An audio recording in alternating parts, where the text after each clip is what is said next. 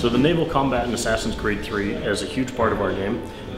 There's a couple of missions that are on the mainline path when you acquire the boat, and some pivotal moments of history like the Battle of Chesapeake Bay. But then you have a few hours of side content that you can engage in when you want.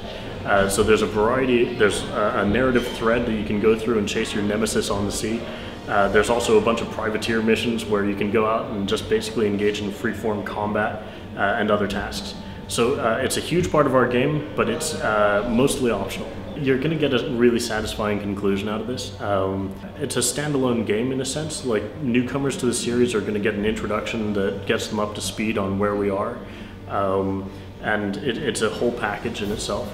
But I can't tell you how it's going to end, or how the apocalypse is going to factor into it, or whether or not it's going to factor into it. Desmond is going to return. He's more important than ever. But yeah, you're going to be there, you're going to be playing as him, and you're going to be doing stuff that you've never done with him before. We tried at some point a scalping mechanic, and we found that it really didn't feed the character of Connor. And when we were talking to our Mohawk consultants, it was something that they didn't really do that often. So giving that to the player and having like this really brutal, horrible moment where it's all incredibly messy and barbaric in a sense.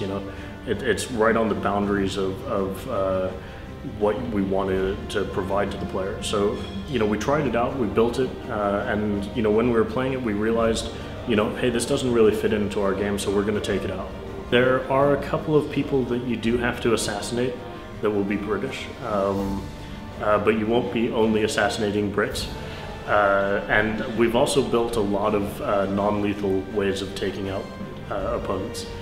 So if you use your fists in the game, you'll knock people out and leave them essentially rolling around agonizing. You can also use your poison darts, which are sleeper darts now. So they'll make people sort of like get drunk and then just fall down and pass out. So we have different ways of playing non-lethally, which will give you more options about how to approach.